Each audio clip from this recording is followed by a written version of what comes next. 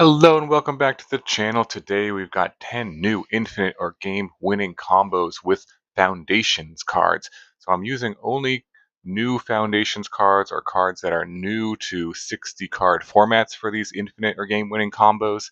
So nothing sort of with all the reprints, but only the new cards specifically for 60 card formats. So let's jump right into the first combo here, which is Twinflame Tyrant, a 5 mana 3/5 dragon with flying, and it says if a source you control will deal damage to an opponent or a permanent an opponent controls, it deals double that damage instead.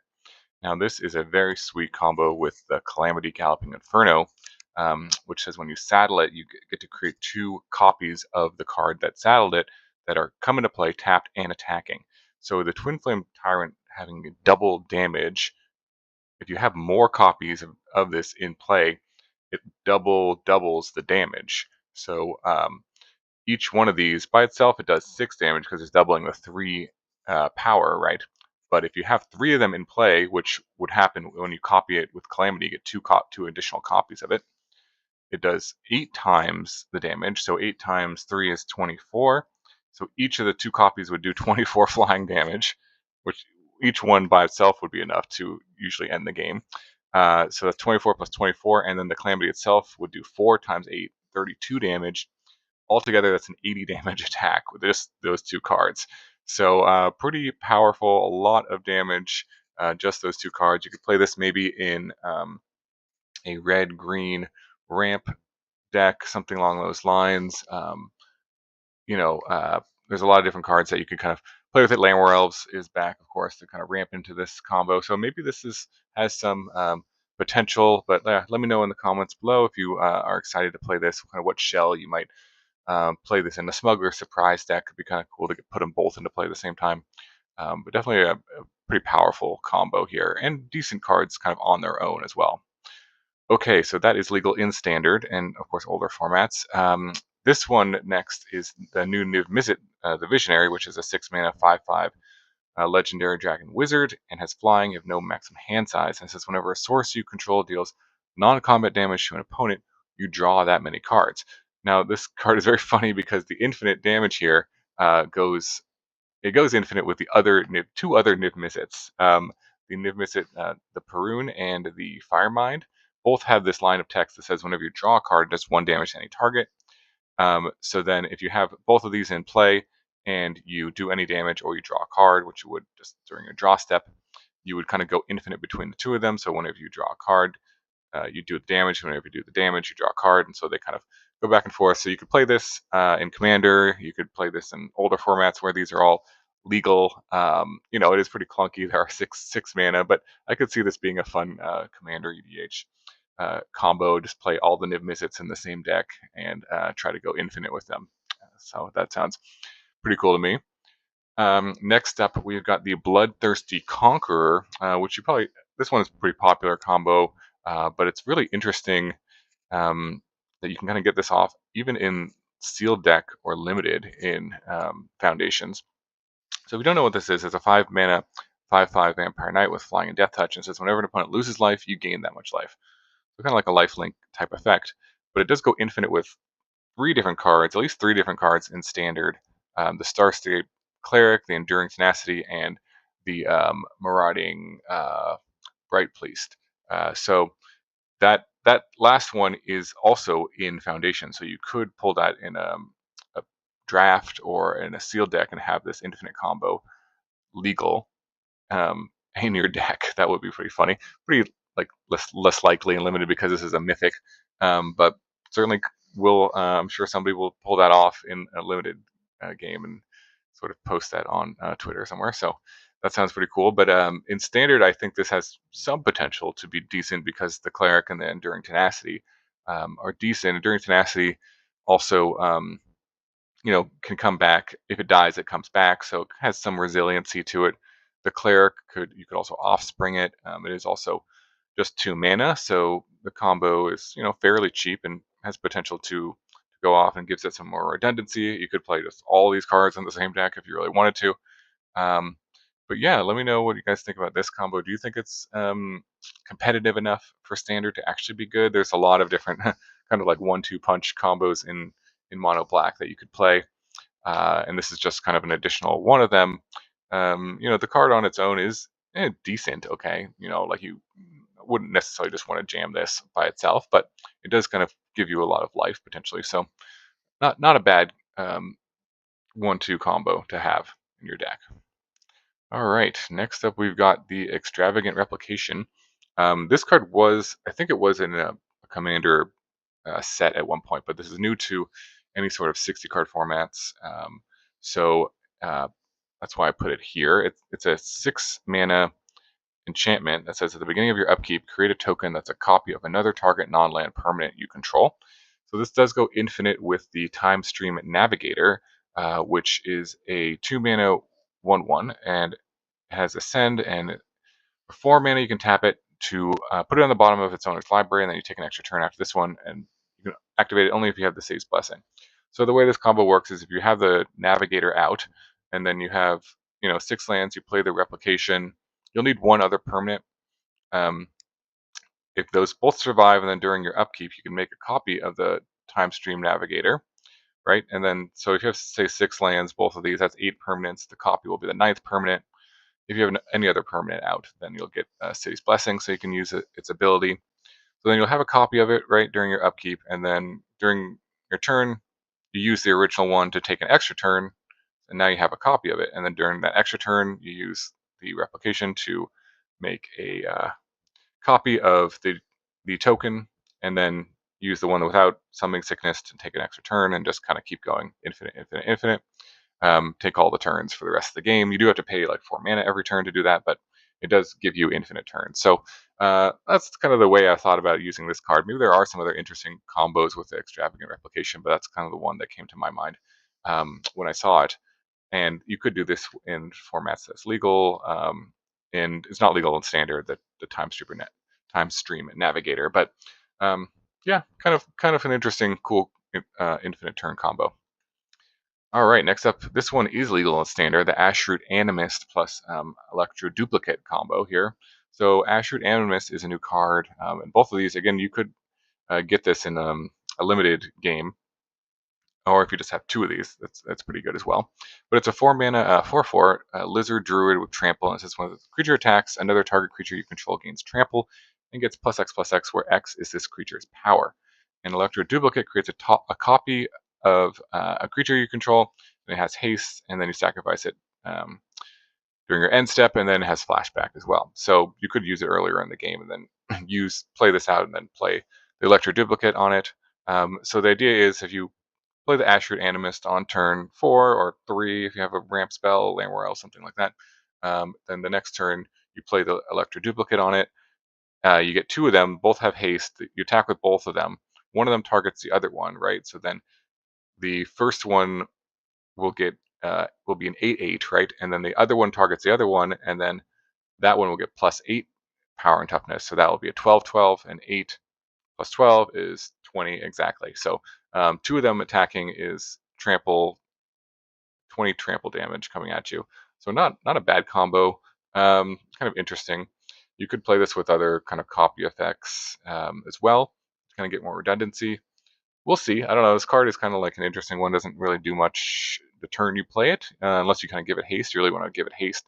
But if you have 2 of them, it really kind of goes off, and they pump each other, and gets in there for exactly 20. So maybe something to consider. It could be somewhat competitive in standard. And also, again, yeah, you could pull these both in a draft. They are both rare, so it's pretty unlikely. But is possible for sealed deck or draft as well. Okay, next up we've got the Vengeful Blood Witch, which is a 2 mana 1/1 vampire warlock. It says whenever this creature or another creature you control dies, target opponent loses 1 life and you gain 1 life. So note that this does say target, which is pretty cool. And it works really well with the Forsaken Miner. This is a redundant piece for like Blood Artist as well, I think. Blood Artist, there may be some other ones that target, but I'm not sure. Blood Artist, I think, does. So if you have Forsaken Miner, which you can bring back from the graveyard for 1 black mana if you have committed a crime. So if the Forsaken Miner is in your graveyard and another creature dies, or it itself dies, if it's in play, you sacrifice it to something, it will trigger the Blood Witch, which just targets your opponent, and then that lets you pay a mana. Now, to go infinite with this, you can use Warren Soul Trader or Phyrexian Altar, and those both work infinitely with this. The Soul Trader, I believe, is legal in Modern, so you could do it with that. So you use the Soul Trader to sacrifice the miner, and you get a treasure token, and then you're committing a crime. So this pays for the mana, and you're gaining a life, so that also pays for the life loss of the Warren Soul Trader as well. So this does basically infinite life loss to your opponent with those 3 cards. So you can kind of even curve them out 1, 2, 3, which would be kind of decent potentially. And there are, again, some redundant pieces to that combo as well.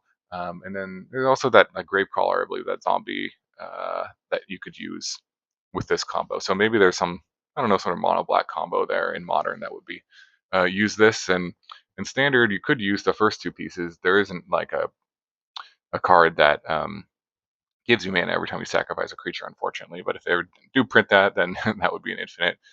But some synergy just between the 2 cards in Standard. Okay, next up we've got the Mossborn Hydra, which is a 3 mana elemental Hydra. It's a 0/0 with trample, and it enters with 1/1/1 counter, but it says landfall whenever land you control double the number of +1/+1 counters on the creature. So really the key to this card is you want to hit 4 or 5 land drops with this. And we do have like other cards that can put lands into play, for sure. So those all work really well with this. And just hitting your land drops or fetch lands, Fable Passage, all quite powerful. And would kind of speed up this combo. But the one card that's just like a 2-card combo that could put like 4 or 5 lands into play by itself is Awaken the Woods, which is not a card that sees a lot of play, but could be pretty cool in sort of landfall strategy with this card, because this really scales up very quickly. So it comes into play with just 1 counter, but if you play 1 land, it goes to 2. You play a second land, it goes to 4. A third land goes to 8, and then a 5th land 16, and then the 5th one is 32. And it has a trample, so blockers don't really stop this. But if you just had this and you're hitting your land drops to Awaken the Woods for 2 or 3 or 4, that's probably enough to make this a 32/32 or bigger, a 64/64 trample. That's more than enough. But once it gets to 32/32, that's probably going to be a lethal attack with it. So definitely some cool, interesting combo potential with the Mossborn Hydra and Awaken the Woods or any other card that puts a bunch of lands into play. All right. Next up, we've got the Knight Squire, which is a 2 mana 1/1 cat scout. And this is whenever another creature you control enters, put a +1/+1 counter on this creature. And as long as this creature has 3 or more +1/+1 counters on it, it has flying and is a knight in addition to its other types. So this goes infinite with animation module. So animation module says whenever 1 or more +1/+1 counters are placed on a permanent you control, you may pay 1, and if you do, you create a 1/1 colorless servo artifact creature token. So you can see how creating the 1/1 gives the Knight Squire the +1/+1 counter, and then the +1/+1 counter triggers the animation module, and the animation module triggers the Knight Squire. And so you kind of can go back and forth. Just the 2 of those cards, you have to pay mana every time, but I mean, it's pretty good synergy if you just have the 2 of them to pay 1 mana to get a +1/+1 counter and another servo every turn. That could be pretty powerful. But the Ashnod's Altar or Phyrexian Altar both work if you sort of sacrifice the servo for extra mana. You can kind of go infinite, basically. So if you are using the colorless servo to create 2 mana, then you can kind of infinitely loop this and get infinite +1/+1 counters. If you have Ashnod's Altar, you also get infinite colorless mana, so you could use that to fireball or whatever. So that's definitely a cool combo there. You do need like another creature to come into play to kind of start this, or to have a +1/+1 counter put on it somehow to sort of start the combo. But it's definitely an interesting synergy piece, and I think both of these are legal. The first 2 are legal in Pioneer, and I think Ashnod Altar is on Arena too, so you could probably do this on Arena. But yeah, definitely an interesting infinite combo potential with the Knight Squire. Okay, next up we've got the Quilled Greator, which is a huge creature. This one's pretty fun. I don't know how competitive this one is, but kind of interesting and fun card to think about. It's a 6-mana 7/7 worm with trample. It says whenever a creature you control does combat damage during your turn, put that many +1/+1 counters on it.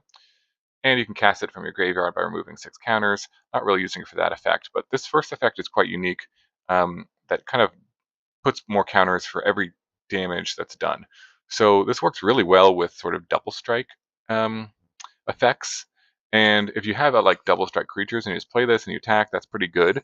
Because what happens with double strike is the combat damage is done, then you put the counters on it, then the second attack strike is done with those counters on it. So it kind of like doubles the counters. So anything that puts double strike or gives you even extra combat steps like FOMO, things like that would be pretty good. But kind of cool to just, I was just thinking about it itself. If you give it double strike, would be an attack for 21 damage with trample. So that could kind of just kill them out of nowhere. You attack with this.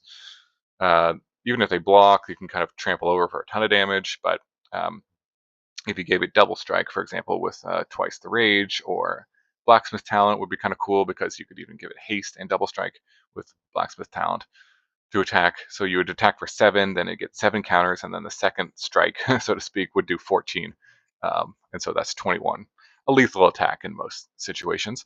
So definitely an interesting card. A bit expensive, but you could kind of pull this combo off in standard. Okay, and then lastly, we've got Chandra, the new Chandra, the Flame Shaper. It's just 7 mana, new legendary Planeswalker Chandra with 6 loyalty. And mostly just using this infinite combo for the middle ability of the +1 to create a token that's a copy of target creature you control, except it has haste. At the beginning of the end step, you sacrifice the token. This does go infinite with Felidar Guardian, as a lot of things do. Yay, we broke Felidar Guardian, but it's just something, another combo with the new cards I wanted to point out. Again, it is expensive. You could, Felidar Guardian is, I think it's banned in Pioneer. We could play this in Modern, potentially.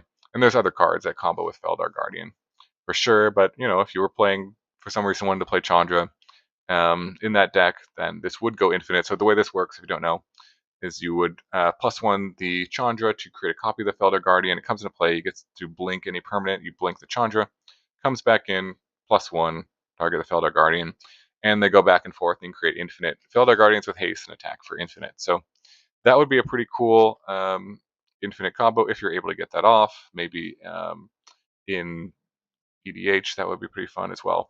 So yeah, those are sort of the 10 new combo, infinite or game-winning combos that I could think of with the new cards and foundations. Let me know what you think about them. Any other combos I missed? I would love to hear about it. What are you excited about to brew in foundations? And yeah, just let me know what you think. Really appreciate all the support. Thanks so much for watching. I hope you have a wonderful day, and I will see you in the next video.